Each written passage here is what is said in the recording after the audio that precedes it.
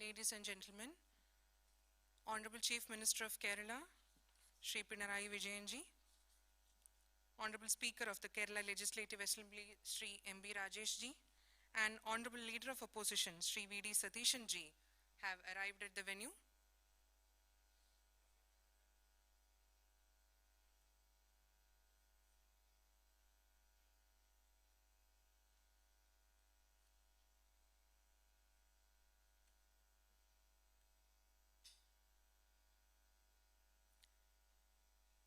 Along with other dignitaries, Srimati Chinchurani ji, Honorable Minister for Animal Husbandry, Dairy Development and Zoo,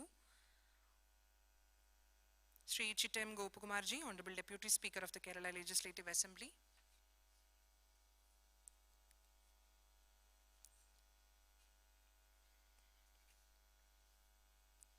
Honorable President of India, Shri Ramnath Kovind ji, along with the First Lady, Srimati Savita Kovind ji, will be arriving at the venue shortly. Request all the audience to rise when the President and the First Lady arrives at the venue. Kindly note that no photos or selfies should be clicked of the President or the First Lady throughout the function. And kindly keep your mobile phones on either silent, switch off or airplane mode throughout the function. Once the function starts, all should be seated in their own seats. No movement should be allowed. Thank you.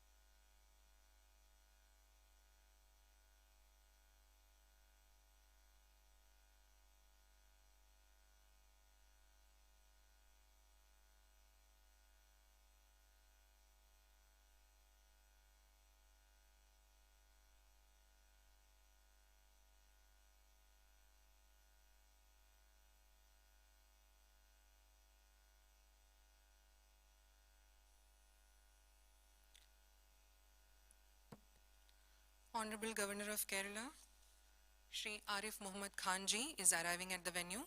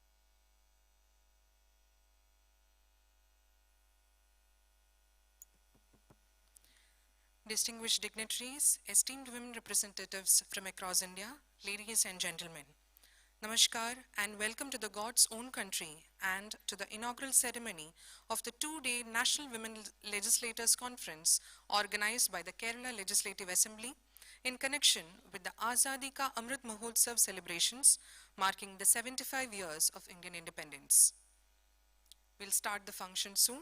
Honorable President of India, Shri Ramnath Kovindji, along with the First Lady, Srimati Savita Kovindji, will be arriving at the hall at any moment from now. Request all of you to rise in your seats and maintain silence while Honorable President and the First Lady enters the venue, and keep standing. Once the President enters and reaches the dais, the national anthem will be played. Request all of you to join and keep standing till the national anthem is over. Thank you.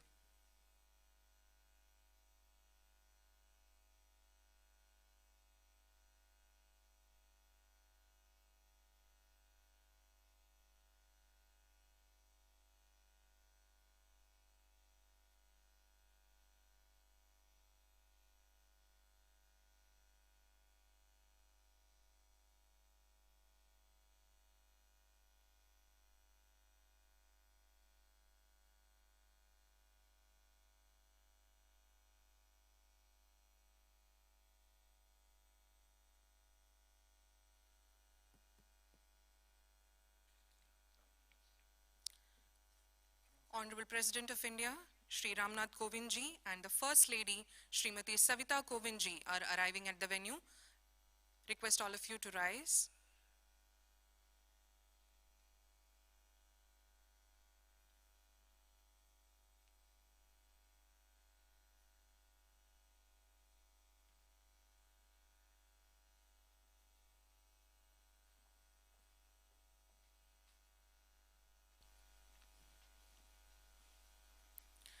May I now request Honorable President of India, Shri Ramnath Kovindji, to light the ceremonial lamp and inaugurate the function. May I also request the dignitaries on the dais to participate in the lighting of the ceremonial lamp function.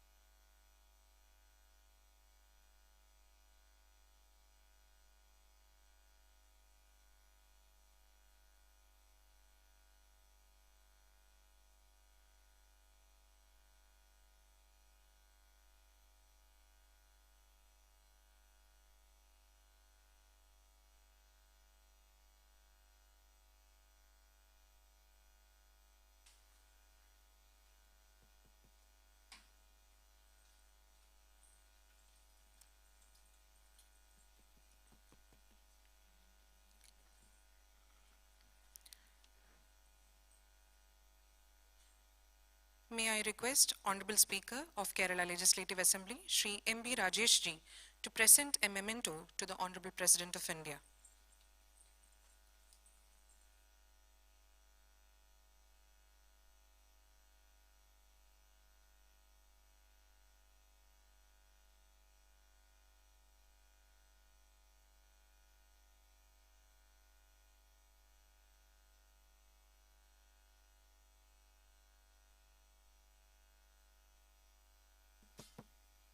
Thank you, sir. May I now invite Shri M.B. Rajesh ji, Honorable Speaker of the Kerala Legislative Assembly, to deliver the welcome address.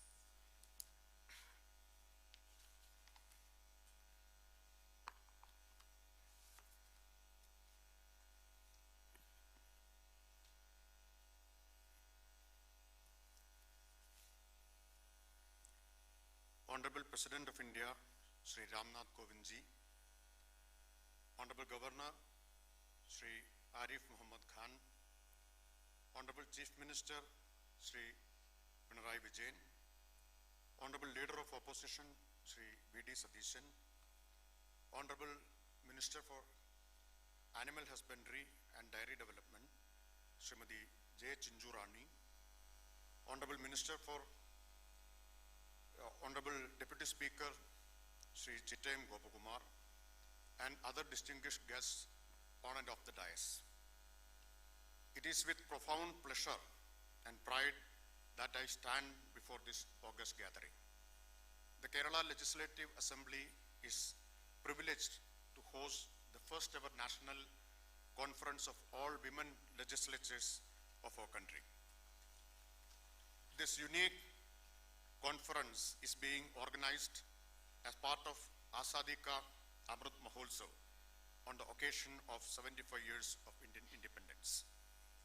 When the Government of India and Honorable Speaker of Lok Sabha requested state legislatures to commemorate Azadi Ka Amrit Mahotsav, we wanted to celebrate this historic milestone in a befitting and meaningful manner. On the 10th of August 2021, the celebrations commenced with an inauguration by the Honorable Chief Minister Sri Pinarayi Vijayan. Since then, due to COVID-related restrictions, we may not have been able to pursue it in a grand manner as we would have liked. However, we decided to have this prestigious conference in a bid to evaluate the progress made by women in independent India in the last 7.5 decades, and to identify the challenges today and to have a clearer vision for the future. The freedom struggle was not fought by men alone. Women equally fought and sacrificed for the cause of freedom. There are many faces of known and unknown brave women in the history of our freedom struggle, right from the Rani Lakshmi Bai of Jhansi to Captain Lakshmi of Kerala. They all fought for an independent India in which the fruits of freedom and progress would be shared among all sections of people, irrespective of gender, class, caste, religion, and region. This is right time to evaluate the extent to which their aspirations have been fulfilled and how much more distance has to be traveled to accomplish the mission of freedom. We are proud to state that Kerala is a state which has made commendable progress in empowering women and in reducing gender gaps. Kerala's high social development indicators shows that women in the state have equally benefited from overall progress of our society. This is a result of social renaissance movements, effective policy interventions by various governments, and progressive legislations. Kerala has initiated many innovative experiments like Kudumbashree to empower women. Kerala is the first state to introduce 50% reservation for women in local bodies. Let me also tell you that currently, out of 14 districts, we have 10 women district collectors. Now, let me discharge my responsibility of welcoming our esteemed guests. When I personally went and met Honorable President of India to extend our invitations, your kind words of appreciation of this idea of Women Legislature Conference enthused us. Honorable President has traveled all the way from Delhi to Trivandrum to inaugurate this conference. Thank you very much for your inspiring presence here, and I extend a hearty welcome to Honorable President of India, Sri Ramnath Kovindji. Honorable Governor's support and encouragement was also remarkable in organizing this conference. I offer a hearty welcome to Honorable Governor, Sri Arif Muhammad Khan. Honorable Chief Minister, Sri Pinarayi Vijayan has been with us since the beginning till this moment of Azadi Ka Amrit Mahotsav. I welcome you, Honorable Chief Minister. Honorable Leader of Opposition, Shri V.D. Sadishan is here with us. I welcome Honorable Leader of Opposition. Honorable Minister for Animal Husbandry and Dairy Development, Srimati J. Chinjurani is here on the dais. I welcome Honorable Minister. Honorable Deputy Speaker, Shri Chitayam Gopakumar is here with us. I welcome Honorable Deputy Speaker Shri Chitayam Gopakumar. Last but not the least, I accord a hearty welcome to Honorable Ministers from various states and Honorable Ministers of State Cabinet of Kerala, Honorable Members of Parliament, MLAs, MLCs from various parts of our country. Your active involvement and wholehearted participation will make this conference a historic event. I'm sure that the discussions and brainstorming sessions of this conference will make significant contributions in streamlining policy interventions and improving legislative initiatives in the years to come. Thank you. Thank you, sir. May I now invite Shri V.D. Sadishanji, Honorable Leader of Opposition of the Kerala Legislative Assembly, to address the gathering. Honorable President of India, Sri Ramnath Kovindji, Honorable Governor of Kerala, Sri Arif Mohammed Khanji, Honorable Chief Minister of Kerala, Sri Pinarayi Vijayan, Honorable Speaker of Kerala Legislative Assembly, Sri M.B. Rajesh, Honorable Minister Srimati Chinjurani, Honorable Deputy Speaker, Sri Chitayam Gopakumar, and all other distinguished guests on and off the dais, and my dear friends. It is a great privilege for me to be here. Let me on the onset itself greet and congratulate all the women legislators who have come to Kerala to attend this conference. Kerala and this assembly are indeed honored to host you all. The world and our country are going through troubled and challenging times. War, climate change, terror, poverty, diseases are serious realities we face.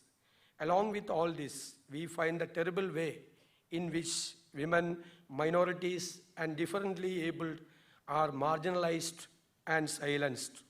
At every given opportunity, we discuss about problems faced by women in India, the discrimination they encounter, and the threats they have to face. The obvious question that comes to mind is how the women of India can come out of these problems. Education, economic independence, and equal opportunity are the answers. These things are ensured by our Constitution.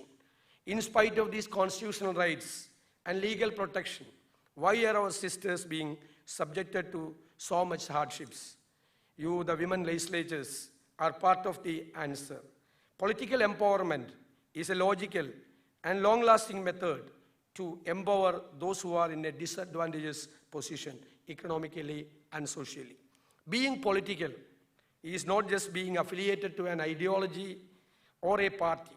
It is a state of mind where you think independently and take a very pro-people, pro-poor stand. It's a state of mind where you have a well-thought-out opinion and relate yourself with the wider society.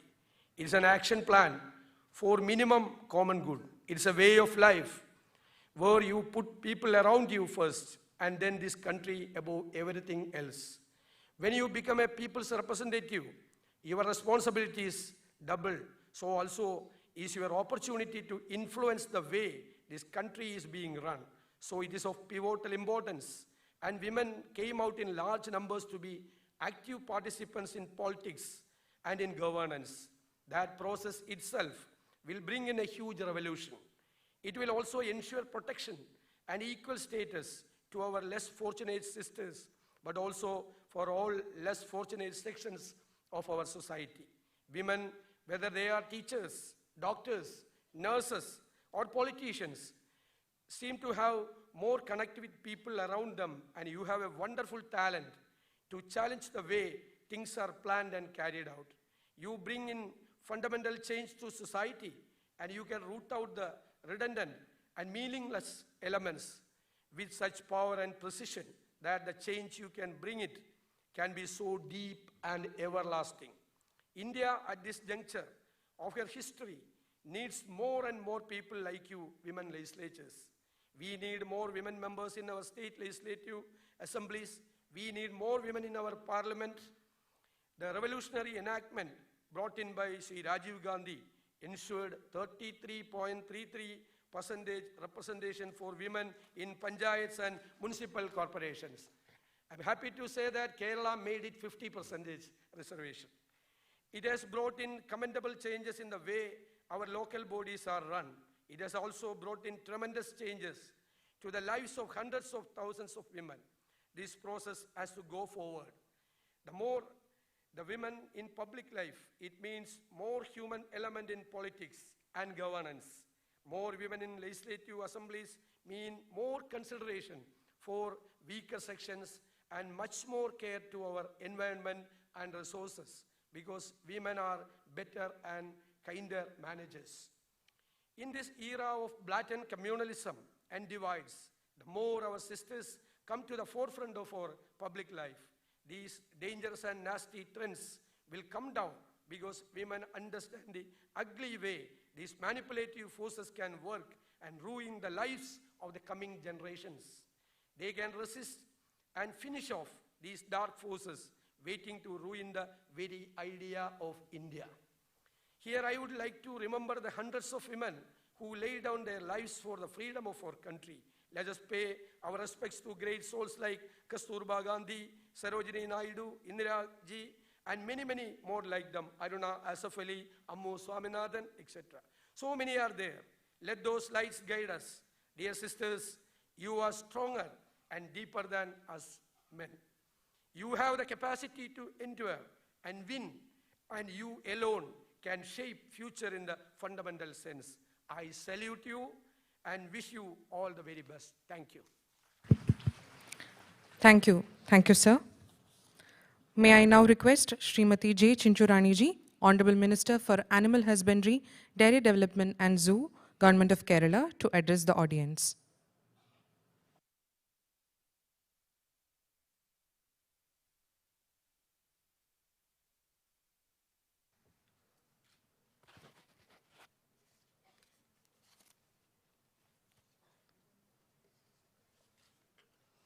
Honorable President of India, Sri Ramnath Kovind, Honorable Governor of Kerala, Sri Arif Muhammad Khan, Honorable Chief Minister of Kerala, Sri Pinarayi Vijayan, Honorable Speaker, Kerala Legislative Assembly, Sri M.B. Rajesh, Honorable Leader of Opposition, Sri V.D. Sadishan, Sri Honorable Deputy Speaker, Kerala Legislative Assembly, Sri Chittem Gopakumar, other honorable guests present here, and dear respected ladies, good morning to all. The National Women Legislators Congress, organized by the Kerala Legislative Assembly, is beyond doubt a great venture when our country is celebrating its glorious 75th year of independence from the British colonial regime. The great role played by the Indian women in the iconic struggle against the British imperialism can never be forgotten. Their participation in this historic movement is of immense value considering the orthodox socio-political situation of the period.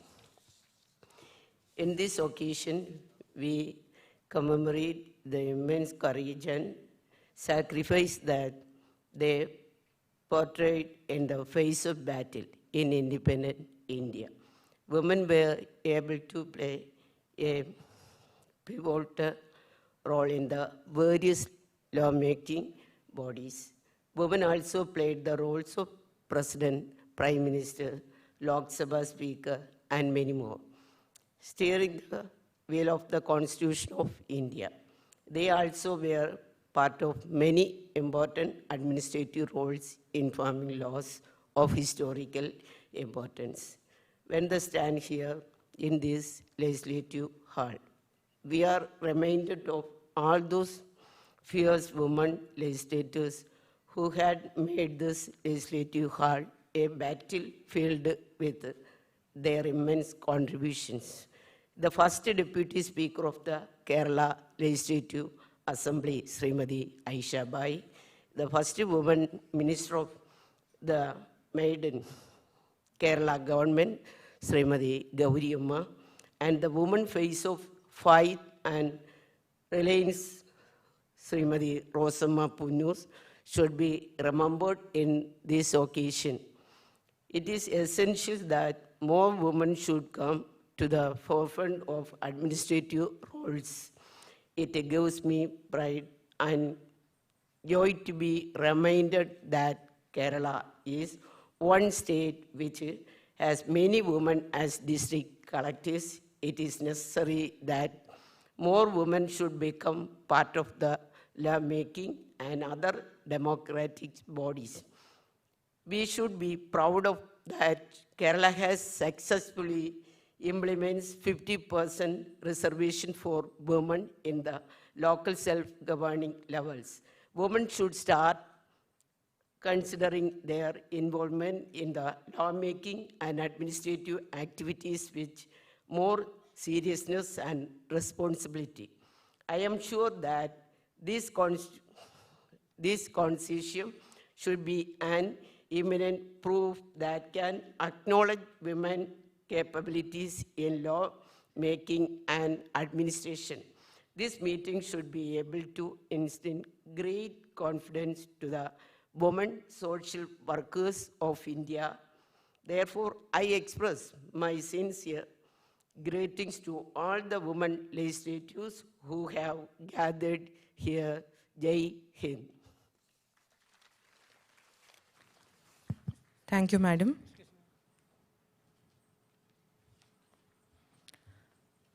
May I now invite Shri Pinarayi Vijayan, Honorable Chief Minister of Kerala, to address the august audience.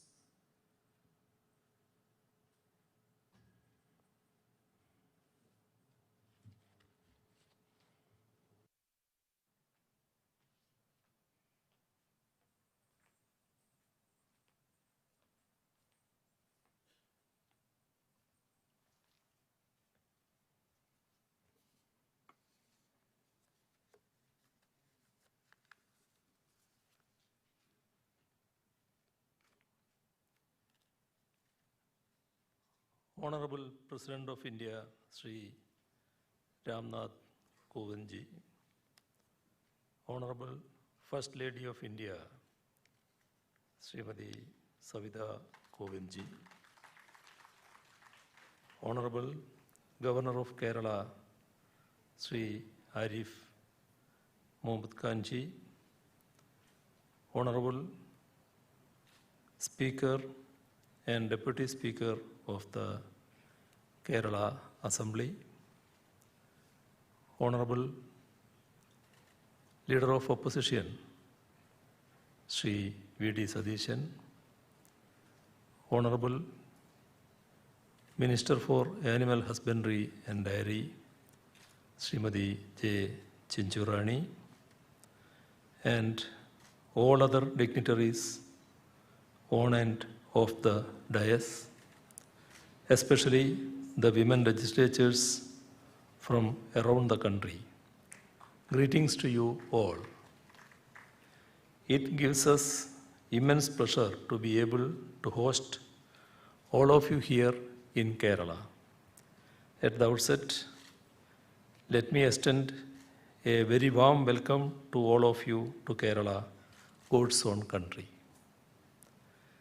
Jawaharlal Nehru, our former Prime Minister, once said, "You can tell the condition of a nation by looking at the status of its women." Unquote. Several studies have pointed out that the status of women is directly linked to how well they are represented in decision-making bodies. As far as Kerala is concerned, we are one of the few states in the country that has implemented 50% reservation for women in elections to the local self-government institutions. In fact, we are the only state in the country that has reserved 50% of the chairperson positions in LSGIs for women. Therefore, it is the fitness of things that Kerala is hosting this National Women Legislatures Conference. In protecting the rights of women, India has come a long way since independence. Yet we have miles to go. As far as Kerala is concerned, in several development indices as well as in indices related to the status of women, we are better off than much of India. Maternal mortality rate for India is 103, whereas it is only 30 for Kerala. Female life expectancy in India is 70.7 years, whereas it is 80 years for Kerala.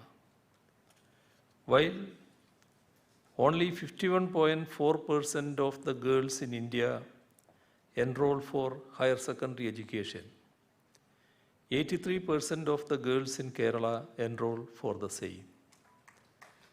Even with regard to wages for women's casual labor, with rupees 406 per day, Kerala fares way better than the national average of rupees 211 per day. It is subsequent to decades of struggles that Kerala has been able to create such a women-friendly atmosphere in the state.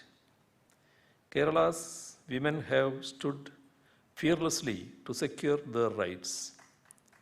Chana Revolt, Kallumala Samaram, Tolviragu Samaram, Gosha Bhishkaranam, and Marakuda Bhishkaranam, etc. are worth mentioning. In India's freedom struggle too, Kerala's women played a great role which cannot go unrecorded. Almost a century back, we had a woman representative in the Srimulam Prajasabha, which was the legislative assembly of the erstwhile princely state of Travancore, when Dr. Mary Punan Lucas was nominated as its member in 1924. In the 1930s, T. Narayaniyamma, another women member of the Sabha, presented progressive legislations such as the bill to restrict child marriage and widow remarriage bill. Three women of Kerala origin, Ammu Swaminathan, Dakshayani Velayithan, and Annie Masreen, were members of India's Constituent Assembly. In the first Lok Sabha too, which had only 10 women MPs, one was from Kerala. The fact that the historic land reforms bill introduced during the first Kerala ministry was tabled by a woman, K.R. Gauriyamma, needs a special mention. With Kerala's rich history and legacy of mainstreaming women, we are glad to have women legislators from all over India here with us today. It is coincidental that Kerala is hosting this conference when we are celebrating the Silver Jubilee of Kudumbashree, Kerala's prestigious poverty eradication and women empowerment program, with 45.85 lakh women as active members through 3 lakh neighborhood groups. Kudumbashree has immensely helped in enhancing women's intervening capacity through their social and economic empowerment.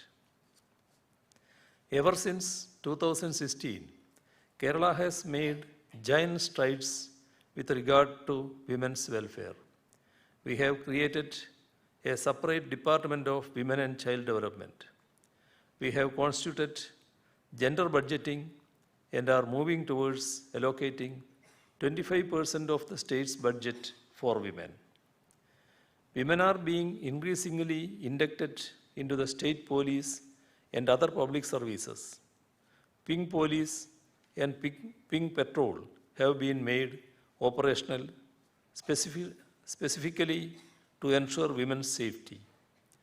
A registry of sex offenders has been put in place, making Kerala the first state in the country to have such a registry.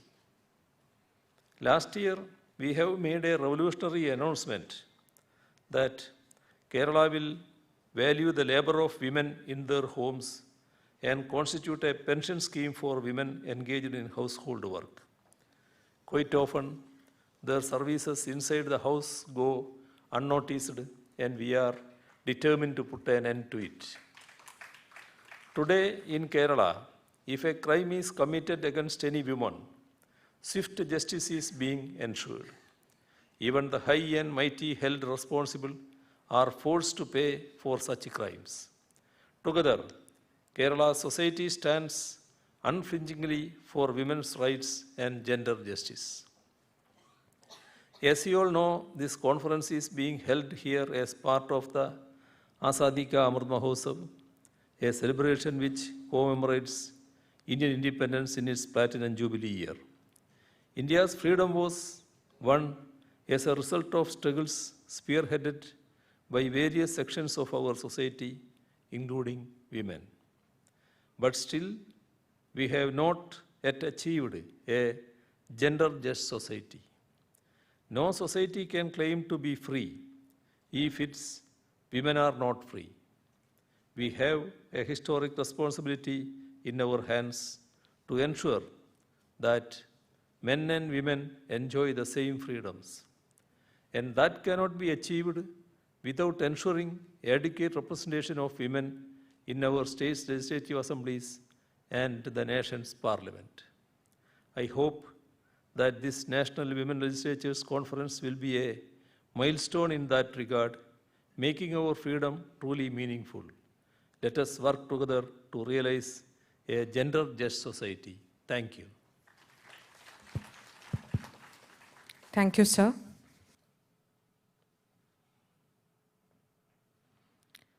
May I now invite Shri Arif Mohammad Khanji, Honorable Governor of Kerala, for addressing the August gathering.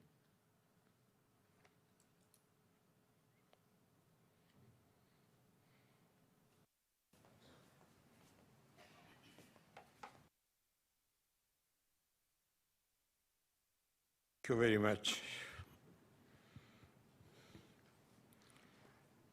Manni Rashtrapati Ji, Shri Ramnath Kovind Ji, Honorable Chief Minister Shri Pinarayi Vijayan, Honorable Speaker Shri M.B. Rajesh, Honorable Minister for Animal Husbandry and Dairy Development Shrimati Chinchurani, Honorable Leader of Opposition Shri V.D. Satishan, Honorable Deputy Speaker Shri Chittayam Gopakumar, Honorable Members of Parliament and various legislative assemblies of the country who are participating in this conference. Friends, Ellavarkum ante vandanam. I am delighted to be part of the inaugural session of the National Women Legislators Conference, Kerala, organized by Kerala Legislative Assembly as part of Azadi Ka Amrit Mahotsav. The event has acquired added significance as our Manni Rashtrapati Ji graciously consented to inaugurate this conference. On behalf of the people of Kerala, I extend hearty welcome to Rashtrapati Ji and First Lady to God's own country and to this conference of women lawmakers. The Kerala Legislative Assembly, just now pointed out by our Honorable Chief Minister, this state has the unique distinction of starting its business, the Legislative Assembly, started its business with a woman minister, Srimati K.R. Gauriamma, presenting first ever bill in the first ever session of the Assembly in 1957, when the state and assembly came into existence. Through this conference, Kerala Legislative Assembly is reaffirming its commitment to the cause of women empowerment, and I compliment Honorable Speaker Shri M.B. Rajesh for taking lead in organizing this national event. And I remember that few months back, he had also organized an event to honor the current and former members of the Assembly and Parliament as well from Kerala. As a nation, we have always reposed our faith in the abilities of women right from the Vedic times, which had recognized several Rishikas who authored sacred hymns. When we look back about the ancient tradition of India with regard to women's education and participation, then we see empowered and confident women in every sphere of life.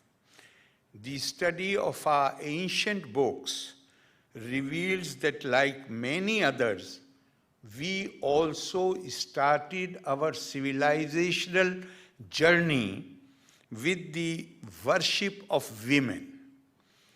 We have an ancient book of Krishna Stuti called Gita Govindam. The very first verse of the book tells us that when the sky is overcast with clouds, when the path ahead of us is strewn with darkness, when we feel that the whole earth is shrunk from under our feet, even the strongest of men, Shri Krishna, becomes timid and fearful and puts himself in charge of Shri Radha. Megher Meduram Ambaram Vanbhuva Shama Tamal Durume Naktam Bhirurayam Tomev Tadimam Radhe Girham Prapaya Itham Nanda Nideshata Chaliteo Pirtyadva Kunja Durumam Radha Madhav Yor Jayanti Yamna Kule Raha Keliya.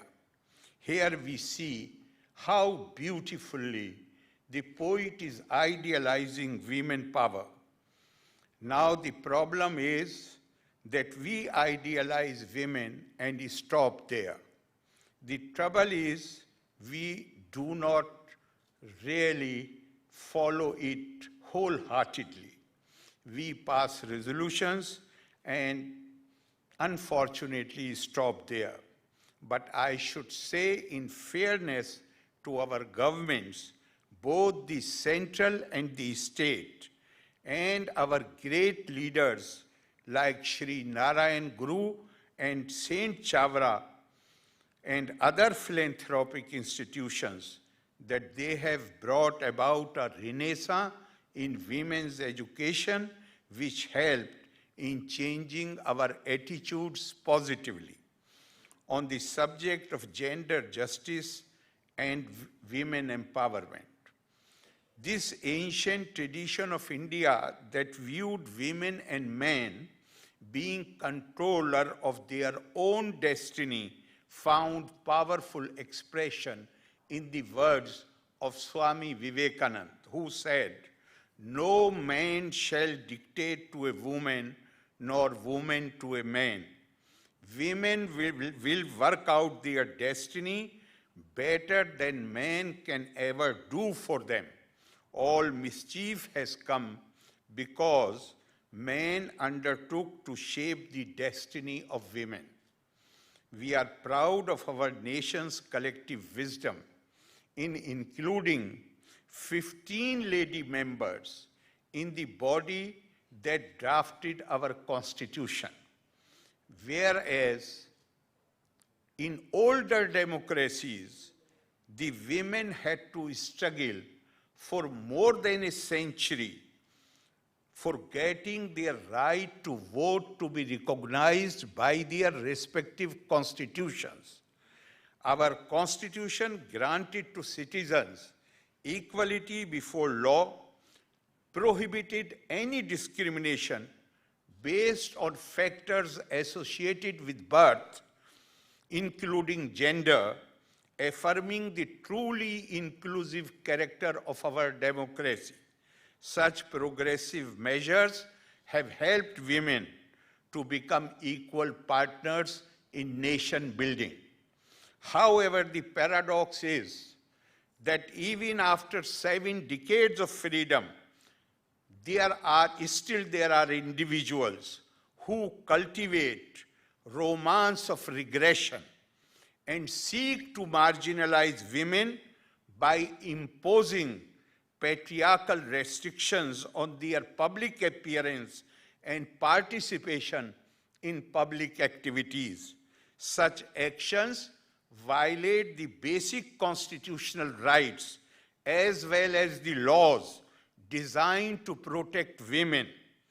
We need to take immediate measures to build social, legal, and political sanctions against such persons, and need to always remember that any group of people or even nation that does not march with the spirit of times, they become back numbers. In conclusion, I would reiterate what our Prime Minister has said, that it is time for us to think beyond women development. What we need is to move towards women-led development. Once again, my gratitude to Honorable President for gracing this event and guide us on how to utilize the power of democracy to ensure increased and equitable participation of women in public affairs. Loka samasta sukhino bhavantu. Thank you very much. Jai Hind. Thank you, sir. May I now invite Honorable President of India, Shri Ramnath Kovind ji, for the inaugural address.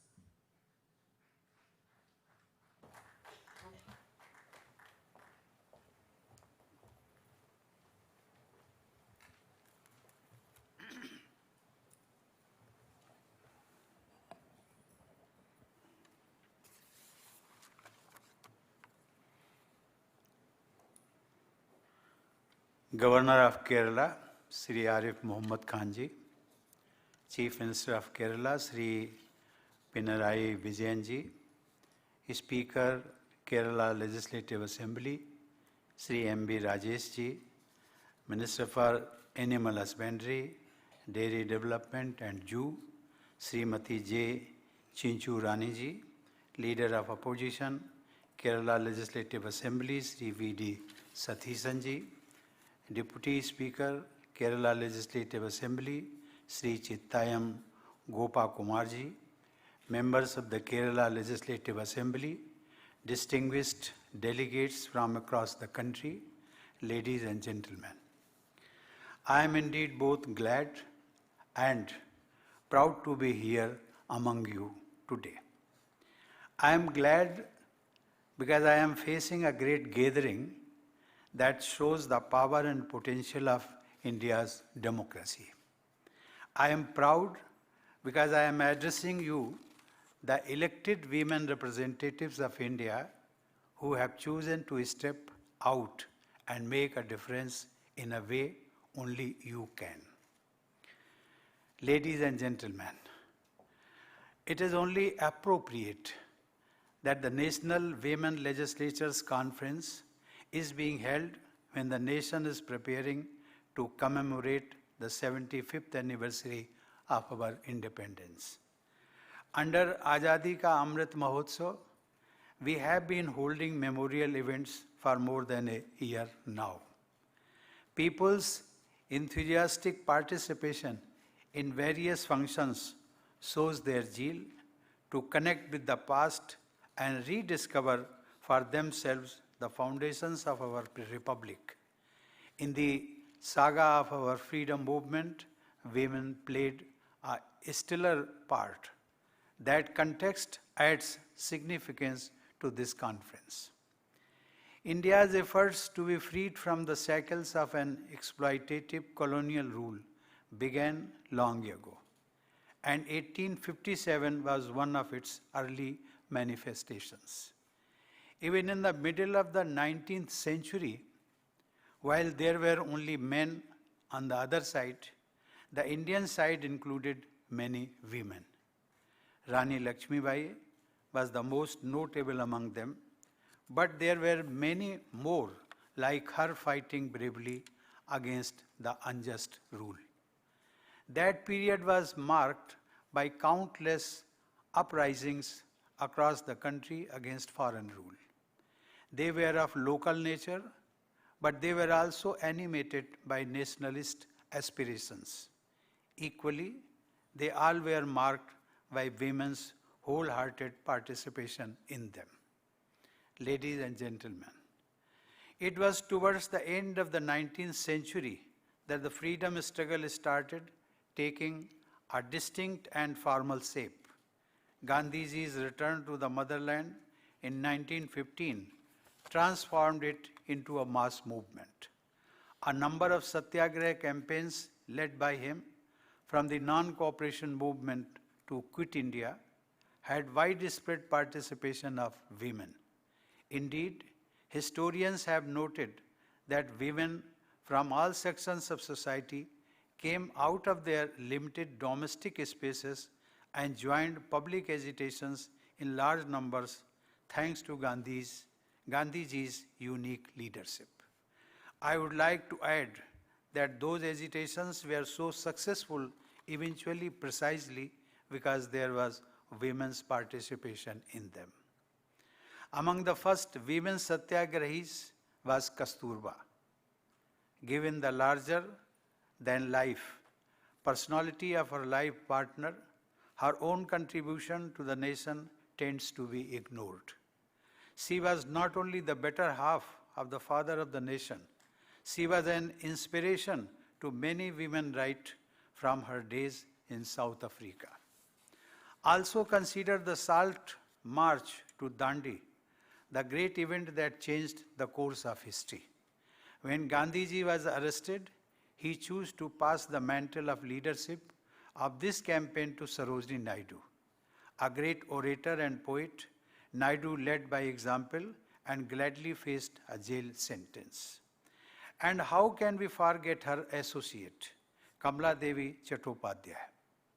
She was among the first women to contest elections, and she thus lit a torch that you have been carrying forward in India's times, in today's times.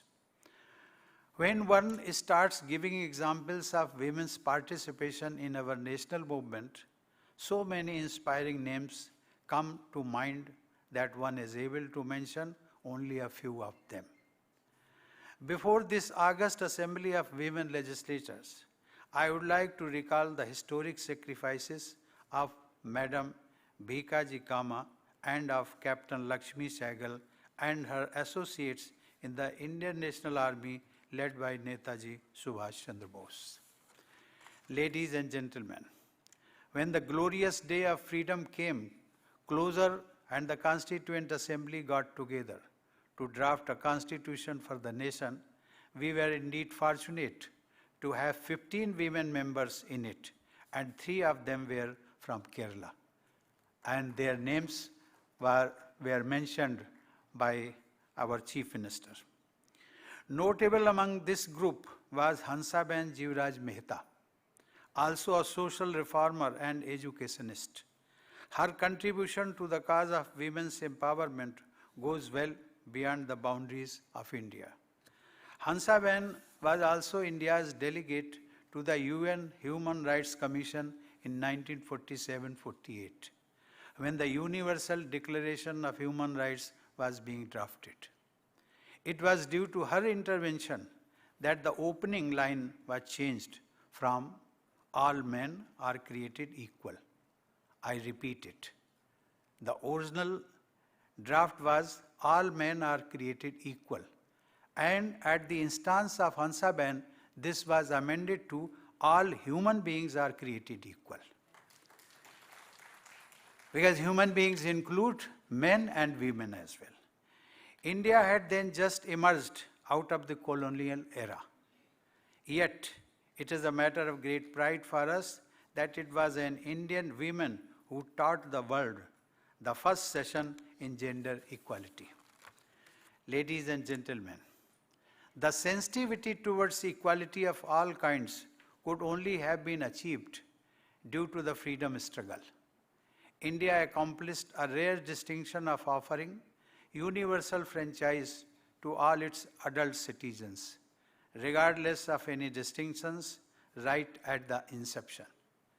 Women not only voted in elections, but even contested, and 24 of them were elected to the first Lok Sabha in 1952. They included great freedom fighters like Sucheta Kripalani. Also consider the pace and momentum of women's empowerment. Barely a decade later, in 1963, she became the Chief Minister of Uttar Pradesh, then India's largest state that was larger than most of the nations. I am sure this audience appreciates the significance of that great achievement, and yet it should be highlighted.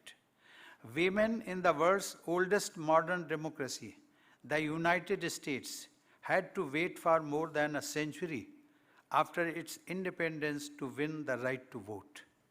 Their sisters in the United Kingdom also waited nearly as long. Even after that, many economically advanced nations of Europe refrained from granting voting rights to women. Thanks. In India, however, there was never a time when men could vote but women could not. This, to my mind, shows two things. Firstly, the framers of the Constitution had deep faith in democracy and in the wisdom of the masses. They considered every citizen as a citizen and not as a woman or a member of a caste or tribe, and held that each of them must have an equal say in shaping our common destiny. Secondly, from ancient times, this land has seen women and men as equal indeed, as incomplete without each other. I know of no other civilization that perceives God as Ardhanarishwar, half male and half female. Inspired by our ideas and values, we have gone further during these 7 decades and have provided for 50% reservation for women in local bodies. Calling it women's empowerment is a misnomer, I think, because women are powerful anyway. Don't we say they are a manifestation of Shakti? If facilitating their better participation in political processes is empowerment in any sense, it is empowerment of the whole society, because you all add quality to governance, you help bring focus on issues that matter. Ladies and gentlemen, women are shattering the glass ceiling in one domain after another. The latest is their enhanced role in the armed forces. Their numbers are rising in the traditional male bastions of science, technology, engineering, mathematics, and management, collectively known as STEM. There must have been more women than men among the corona warriors who guarded the nation during those months of the crisis. Kerala has always contributed more than its fair share when it comes to healthcare personnel, and women of this state have set an example of selfless care even at a great personal risk during this period of crisis. Such achievements should have been natural for women, who constitute about half of the population. That, unfortunately, has not been the case. We have to admit that they have suffered from deep-rooted social prejudices. Their proportion in the workforce is nowhere near their potential. In politics too, there should be far more of you contesting and also winning elections. This sad state of affairs is, of course, a worldwide phenomenon. India has had at least one woman prime minister, and there has been one woman too among my illustrious predecessors in Rashtrapati Bhavan, when several nations are yet to have their first female head of a state or government. Putting the matter in global context helps us realize that the challenge before us is to change the mindset, a task that is not easy. It takes immense patience and time. We can certainly take solace in the fact that the freedom movement laid a solid foundation for gender equality in India, that we had a great beginning and that we have already come a long way. The mindset is already changing, and gender sensitivity, including towards the third gender and other gender identities, is advancing rapidly. The government is also doing its best to impart momentum to this trend with focused initiatives like Beti Bachao, Beti Padhao. Over the decades, the state of Kerala too has been a shining example, removing obstacles in the path of women's progress. Thanks to a higher degree of sensitivity among the population, the state has charted new paths in helping women achieve their potential in the spheres of health, education, and employment. This is the land that gave India the first women judge in the Supreme Court, Justice M. Fatima Bibi. It is in the fitness of things that Kerala is hosting the National Women Legislators Conference. Ladies and gentlemen, this conference is being held as part of Azadi Ka Amrit Mahotsav. At this historic juncture, we are not only looking back, but also looking ahead. We are now looking forward to the centenary of India's independence in the year 2047. The next 25 years promise to be the auspicious period of Amrit Kal. I am sure this conference will deliberate as much about women's role in the freedom movement as about women's role in nation building over the next quarter century. I now pronounce the concept of power of democracy inaugurated. I hope that this first national conference under power of democracy will be a great success. I congratulate the Kerala Legislative Assembly and its Secretariat for organizing this conference. I also extend my congratulations to all the delegates and invitees present here. I wish you all great success in your endeavors. Thank you. Jai Hind. Thank you, sir.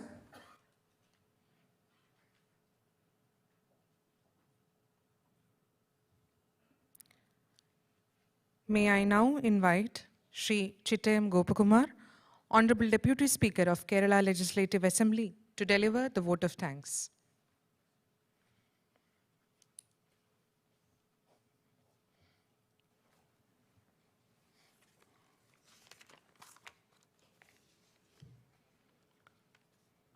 Honorable President of India, Sri Ramnath Kovind, respected Srimati Savitha Kovind, the First Lady of India, Honorable Governor of Kerala, Sri Arif Muhammad Khan, Sri Pinarayi Vijayan, Honorable Chief Minister of Kerala, Sri M.B. Rajesh, Honorable Speaker, Kerala Vidhan Sabha, Sri V.D. Sadishan, Honorable Leader of Opposition, Kerala Vidhan Sabha, Srimati J. Chinjurani, Honorable Minister for Animal Husbandry, Government of Kerala, Honorable Delegates, Members of Legislative Assembly, invitees, dear friends, officers, media representatives, ladies and gentlemen. I am immensely happy that decision makers of Vidhan Sabha across the nation are here. This is a historic moment for the state and a great occasion to mark Azadi Ka Amrit Mahotsav. Equality of women is not just a theme now. It is a global imperative. Let this be a platform to share thought, make an action plan, and refine our mindset. I feel honored and privileged to have the opportunity to propose a vote of thanks on this special occasion. All of us are very pleased and honored that Honorable President of India, Sri Ramnath Kovind, agreed to accept our invitation to inaugurate this signature event. On behalf of the Kerala Niyamasabha, I respectfully express my sincere thanks to the Honorable President of India, Sri Ramnath Kovind. My special thanks to Srimati Savitha Kovind, the First Lady of India, for her gracious presence.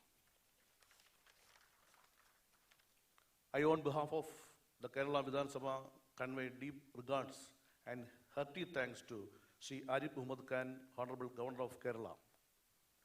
I am also very much thankful to Sri Pinarayi Vijayan, Honorable Chief Minister of Kerala, who supported us in all possible manner to organize this dream conference.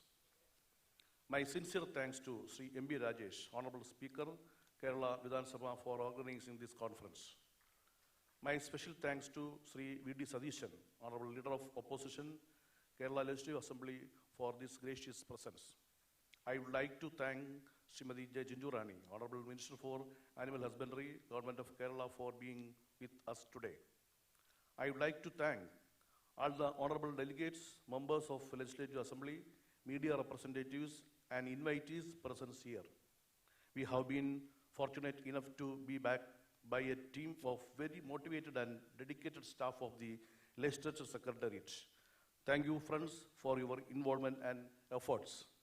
Thanks to all of you present here for making this event successful. Thank you.